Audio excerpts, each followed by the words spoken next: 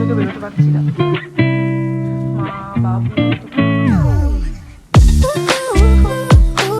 আজকে অ্যালার্ম দিয়ে প্রায় 4:30-5টার সময় ঘুম থেকে উঠেছি। ইচ্ছে ছিল খুব তাড়াতাড়ি টিফিন সমস্ত কিছু প্যাক করে নেব, আর তারপরই সৌর্যকে তুলে প্রথমে সুইমিংয়ে পাঠাবো, তারপর সুইমিং থেকে পাঠিয়ে দেব স্কুলে। কিন্তু কিছুই হিসেব মতো হয় না। ঘুম থেকে ওঠার আগেই ভোরবেলা একটা স্বপ্ন দেখলাম, আর সেই স্বপ্নটাই পুরো দিনের শুরুটাকে একেবারে ঘেঁটে করে দিল। সৌম্য তো চলে যাবে সামনেই, ওর সাথে হয়তো হাতে গোনা আর 10টা সপ্তাহ আমার বাকি আছে। আর এই 10টা সপ্তাহ পুরো চেটে পুটে উপভোগ করে নিতে চাইছে মন। তাই সাবকনশাস মাইন্ডের যে ছবি, সেটাই স্বপ্ন হয়ে বারবার মনের মুকুরে চোখের আয়নায় ধরা পড়ছে। আর সেইগুলো দেখতে দেখতেই মনটা ভীষণ খারাপ হয়ে যাচ্ছে। ঘুম থেকে উঠেই তাই প্রচণ্ড প্রচণ্ড মন খারাপ আর সময়ের হারিয়ে যাওয়া। ছোটোবেলায় ফিরে যাচ্ছিলাম সৌম্যর বারবার। কিভাবে ছোট থেকে তিলে তিলে একটা মা তার সন্তানকে আঁকড়ে বড় হয়, সন্তানকে নিজের ওপরে ডিপেন্ডেন্ট অর্থাৎ সেলফ ডিপেন্ডেন্ট করতে করতে একটা মা কি করে সন্তানের ওপর প্রচণ্ডভাবে ডিপেন্ডেন্ট হয়ে যায় বলুন তো। আমি সেটাই ভাবছিলাম। একদম ছোট্টবেলায় দীপ যখন জন্মেছে তার পরের দিনই আয়ামাসির হয়েছিল সাংঘাতিক কাশি। সেই কাশি দেখে ভয় পেয়ে সেলাই শুকোনোর অনেক আগে, আমার অপারেশন হওয়ার 2 দিন পরে একটা টানা রাত, গোটা রাত সৌম্যকে কোলে নিয়ে আমি বসেছিলাম।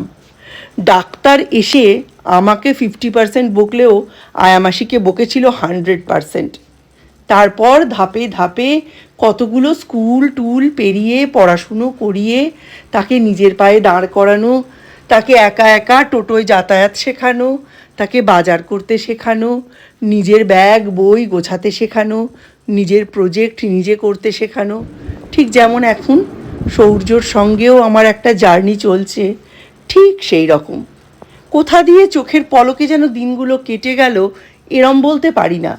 সৌম্যকে বড় করার পেছনে আমার অনেক স্ট্রাগল ছিল, ঠিক যেমন এখন সৌর্যকে বড় করার জন্য আমার পেছনে অনেক অনেক স্ট্রাগল আছে। চোখের পলকে কোনো দিনই কাটে না। সব দিনগুলো কাটানোর জন্যেই প্রত্যেকটা মানুষকে, আমাকে আপনাকে অনেক স্ট্রাগল করতে হয়।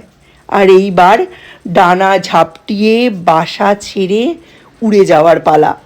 তারই দিন গুনছে এখন আমার সৌম্য আর আমি। সৌম্য ভাবছে কবে মুক্ত হব, স্বাধীন হব, মা বাবার শাসন ছেড়ে বাইরে বেরোবো। আর আমি ভাবছি আর কটা দিন থেকে যাক না বাপ। Good morning everyone. দেখলেন উঠেছি তখন সকাল 6টা। তা সত্ত্বেও দীপের জন্য মনটা এত খারাপ, এত খারাপ, এত খারাপ। 6টায় উঠেও 6:40 যে সুইমিং শুরু সেটাই মনে নেই। ধুম ধুম মন খারাপ, ধুম। কিন্তু বলা যাবে না, দেখানো যাবে না, স্বীকার করা যাবে না। যাই হোক, বুঝলাম যে এরম সময় প্রত্যেক মানুষের জীবনেই আসে, আর প্রত্যেক মানুষ সেই জীবনের সেই সময়টাকে এরমভাবেই পার করে যায়। কাজ ফেলে দিয়ে বসে থাকলে আরও বেশি মন খারাপ হবে। তাই চেষ্টা করলাম কাজের মধ্যে নিজেকে ডুবিয়ে দিতে। মিস্টার বিশ্বাসকে আম আর দই দিয়ে একটু খেতে দিলাম, আর একটা তরকারির সাথে একটু আলু ভাজা করে দিলাম। বললাম এটাতেই হয়ে যাবে। আর এই যে মিস্টার বিশ্বাস এখন সকালবেলা এই সমস্ত মন্ত্রতন্ত্র খুব চালাচ্ছেন। বললেই বলছেন বয়স হয়ে গেছে বুঝলে, এবার ধর্মকর্মে মন দিতে হবে। হঠাৎ করে বয়স বেড়ে গেছে এই অনুভূতিটা এসেছে সৌম্য যবে থেকে বেরোবে বলেছে ঠিক তবে থেকে। সৌম্য যদি না বেরোতো মিস্টার বিশ্বাসের মনে হয় বয়স বাড়তো না। যাই হোক, বেরোচ্ছে, তাতে উপকার অপকার দুটোই হচ্ছে বই কি। কি অদ্ভুত অবস্থা। ও বুঝছে আমার মনের কন্ডিশন, আমিও বুঝছি ওর মনের কন্ডিশন। দুজনে দুজনের ইগোর চক্রব্যূহ থেকে বেরোতে পারছি না, মন খুলে কথা বলতে পারছি না। এখন তো চা খাই না, ওকে চাটা দিয়ে কতক্ষণ ওর সামনে বসলাম, জল খেলাম 1 বোতল ভর্তি। যে যদি কিছু বলার থাকে ওর বলতে পারবে। সব সময় মনে হচ্ছে চোখ মুখ ভেঙে যাচ্ছে, টেনশন আছে, ফিনান্সিয়াল টেনশন আছে। ছেলেটা এত দূরে পড়তে যাবে, তার একটা ইমোশনাল টেনশন তো আছে, দুজনেরই আছে। আমার ফিনান্সিয়ালটা কম, ইমোশনালটাই পুরোটা ভর্তি, ওর পুরোটাই ফিনান্সিয়াল, একটু ইমোশনাল তো অবশ্যই। আর বাবারা তো জানেনি, কাউকে কিছু বলতে পারে। ভালো ছেলে, এত ভালো রেজাল্ট করেছে, 99.1% ইংলিশে আফটার নর্মালাইজেশন, বায়োলজিতে 96.99 আফটার নর্মালাইজেশন, ফিজিক্স কেমিস্ট্রি দুটোতেই 94 এবং 92, 84%। ফিজিক্সে মনে হয় 84 পয়েন্ট সামথিং, আর কেমিস্ট্রিতে 94 or 96 পয়েন্ট সামথিং। এত ভালো রেজাল্ট করা সত্ত্বেও, যেহেতু আমাদের অভিজ্ঞতা কম, মানে আমার মিস্টার বিশ্বাসের, আমাদের দুজনেরই তো নর্মাল গ্র্যাজুয়েশন, আর আমাদের সময় পদ্ধতিগুলো এরকম ছিল না, তো আমরা ওকে কোনোভাবে হেল্প করতে পারছি না।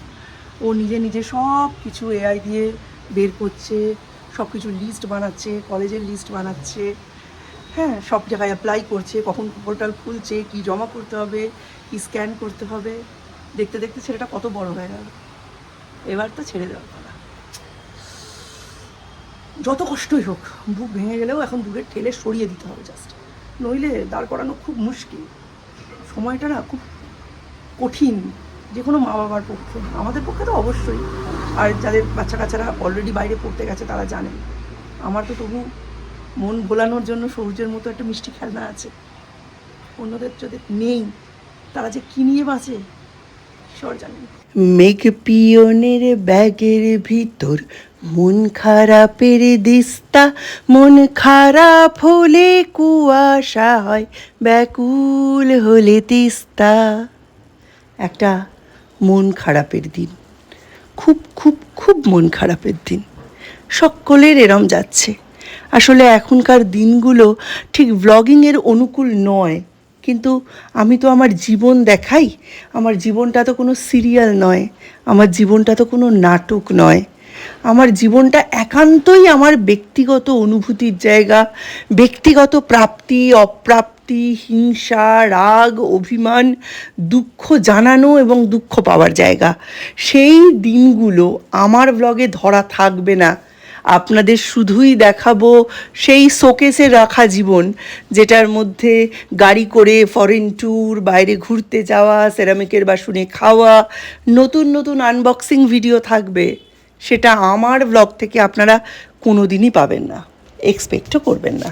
একটা বন্দে মাতরম হচ্ছে সকালবেলায়, শুনতে ভালো লাগে, তবে সবার তো সবসময় বন্দে মাতরম কানে গেলেই যেটা করা উচিত সেটা করার মতো অবস্থায় থাকে না। সৌর্যদের স্কুলেও বন্দে মাতরম হচ্ছে, জনগণমনও হচ্ছে, গডস লাভও হচ্ছে। প্রেয়ার টাইম বেড়ে প্রায় 15 মিনিট হয়ে গেছে, অনেকক্ষণ ধরে হচ্ছে। সেই জন্যই সুইমিং করা সত্ত্বেও সৌর্য ঠিকঠাক সময় ঢুকতে পারছে স্কুলে। ছেলেটার কোনো অসুবিধা হবে না জানেন, ও অনেক ম্যাচিওর, অনেক অর্গানাইজড।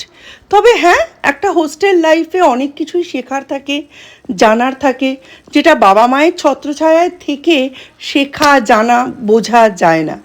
বাইরে একটু খুঁটে খেতে শেখার মতো পাঠানো উচিত।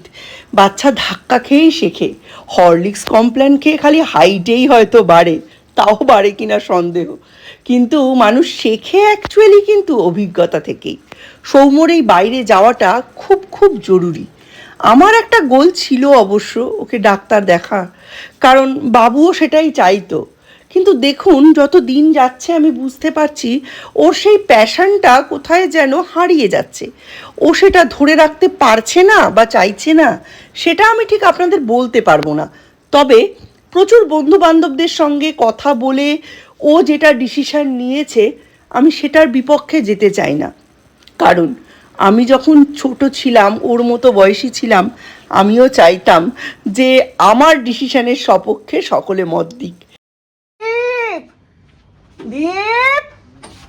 স্কুলে মাইগ্রেশন সার্টিফিকেট আনতে 700 টাকা করে নিচ্ছে জানেন, শুধু মাইগ্রেশন সার্টিফিকেট নিয়ে। আগের স্কুলে 2000 টাকা, টাকা তো খোলামকুচির মতো উড়ে বেরিয়ে চলে যাচ্ছে। তারপর আজকে খেয়েছি বোকা, ইলেকট্রিকের মিটার দেখতে এসছে, 16,000 টাকা এসছে জানেন 3 মাসে। ওর বাবা বলছে 5,000-এরও বেশি, 5,000-এরও বেশি। গরমও তো পড়েছিল বলুন, আর এখানে চুপচাপ বকাকে ওই যে মাসে মাসে টাকা দেবে সেই দিনে একটু বকা টকা দেবে, বকাই খাবো, কি আর করবো বলুন। এটা তো আমাদেরই দোষ, এত এসি চালিয়েছি, আর ইন্ডাকশানেও তো রেঁধেছি। এই না, 60 টাকা দিয়েছি 100 টাকার মধ্যে, তার মানে তুই আর 30 টাকা পাবি। আমি অঙ্ক ভালো পারি না, শিক্ষিত মানুষ, গরিব দুঃখীদের একটু দিবি। এক আকাশ গুড়ুম গুড়ুম করছে, কেন দেরি করলি তুই? স্কুল থেকেই বলেছে সেকেন্ড হাফে আসো, স্কুল থেকেই বলেছে সেকেন্ড হাফে আসো।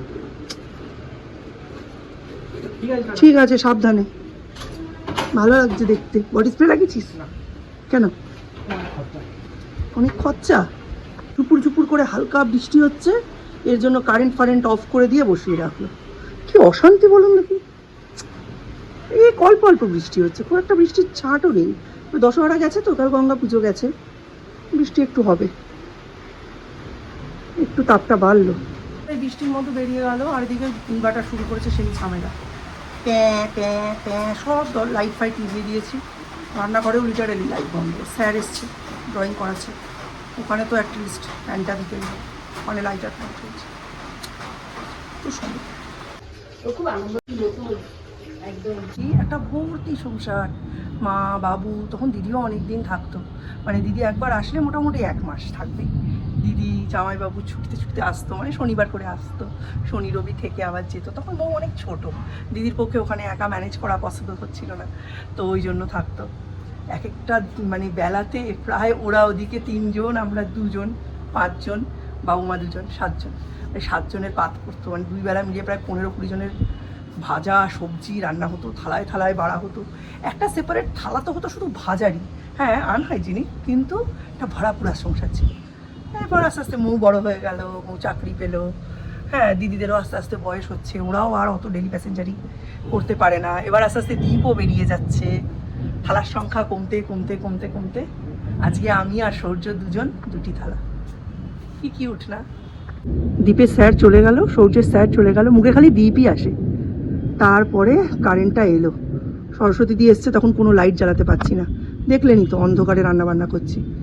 সরস্বতী দি ঘর মুছে যেতে পারিনি, শুধু বাসনটা করে দিয়ে চলে গেছে। দ্বীপের আর কতটুকু এক্সপিরিয়েন্স, একটা নতুন সংসার পাতা, প্রায় ওই জায়গায় সমস্যা হতে পারে। মিস্টার বিশ্বাসও খুব চিন্তায়, আমিও খুব চিন্তায়। আজকে সকাল থেকেই আমরা সবাই খুব চিন্তায়। ছেলে মেয়ে পড়াশোনায় ভালো হওয়াও বিপদ, খারাপ হওয়াও বিপদ। ভালো হলেও মা বাবার চিন্তা, কোথায় চান্স পাবে, যোগ্য চান্স পাবে কি না, সেখানে কি করে পড়াবো, আমাদের জন্য ওর কেরিয়ারে কোনো ক্ষতি হবে না তো, যে কেরিয়ার চুজ করছে সেটা তো আমরা বুঝি না। মানে এখন আমাদের সঙ্গে দ্বীপের অতটাও গ্যাপ নয়, বাট সৌর্যের সময় তো হবে, অতটাও বুঝি না। ঠিক বুঝতে পারবে তো, ঠিক জায়গায় ইনভেস্ট করবে তো, বাইরে তো মানে অনেক কিছু থেকে নিজেকে সামলে রাখতে হবে। মেন হচ্ছে র্যাগিং, নেশা, প্রচুর বাইরে নেশার সমস্যা। এখানেও আছে, নেই যে তা নয়। মা বাবার কাছে ফেরা মানে তো একটা নজরদারির মধ্যেও থাকা। এবার ছেলেপুলে বাইরে পড়তে গেলে সেই নজরদারি থেকে ছুটি পেয়ে ওই যে নিজেকে একদম লেজ কাটা মনে করে না, ওই রকম অবস্থা। সেই জন্যেই অনেক চিন্তা, অনেক চিন্তা, ভালো হলেও চিন্তা, খারাপ হলেও চিন্তা। তো মিস্টার বিশ্বাসের চাপে প্রেসিডেন্সির ফর্ম ফিল আপ করেছিল। প্রেসিডেন্সি তো একটা অটোনমাস ইউনিভার্সিটি, তো ফর্ম ফিল আপ করেছিল। প্রেসিডেন্সিতে দ্বীপের হয়ে গেছে, কিন্তু দ্বীপ প্রেসিডেন্সিতে পড়তে ইন্টারেস্টেড নয়। ওর আর আমার লক্ষ্যটা আরও উঁচু। দ্বীপের মতো এত প্রমিসিং একটা ছেলেকে আমি স্টেটের মধ্যে রাখতে চাইছি না, ওই জন্যেই ওর সিইউটি দেওয়া। এবং আস্তে আস্তে আপনাদের সকলকেই বলবো যে ওকে আমরা কোথায় পাঠাতে চাইছি, কি করাতে চাইছি। আমরা মানে মিস্টার বিশ্বাস নয়, উনি একদমই চোখ ছাড়া, কোল ছাড়া, কাজ ছাড়া করতে চাচ্ছেন না। এখন বাড়িতে একটা রীতিমতো বাবা ছেলের ঠান্ডা যুদ্ধ লেগে গেছে। এটা থেকে আমি সরে এসেছি, কারণ আমি যতই উচিত কথা বলি না কেন, মিস্টার বিশ্বাসের আমার ভাইবস, আমার line of sentence, line of thoughts কিচ্ছু পছন্দ হয় না। আর আমার মতো কথা বলার স্টাইল হচ্ছে সৌর্যর। মিস্টার বিশ্বাসের মতো পয়েন্ট ওয়াইজ আস্তে আস্তে ধীরে ধীরে বুঝিয়ে বুঝিয়ে অত ধৈর্য আমার নেই। ওই ধৈর্যটা যার আছে, দ্বীপই সমস্ত ডেটা নিয়ে বোঝাতে বসেছে। আমরা একটা কথা বলেছি, আমি আর দ্বীপ, তুমি ভর্তি করতে চাইলে প্রেসিডেন্সিতে অলওয়েজ ওয়েলকাম, তুমি ভর্তি করে দাও, আমাদের তাতে কোনো আপত্তি নেই। তবে আমরা যে ইউনিভার্সিটি চাইছি সেটাতে যদি আমরা পেয়ে যাই, তাহলে কিন্তু আমরা প্রেসিডেন্সিতে পড়বো না। মিস্টার বিশেষের একটাই কথা, প্রেসিডেন্সিতে কেউ পায় না আর তোমরা পেয়েও হেলায় হারাচ্ছ।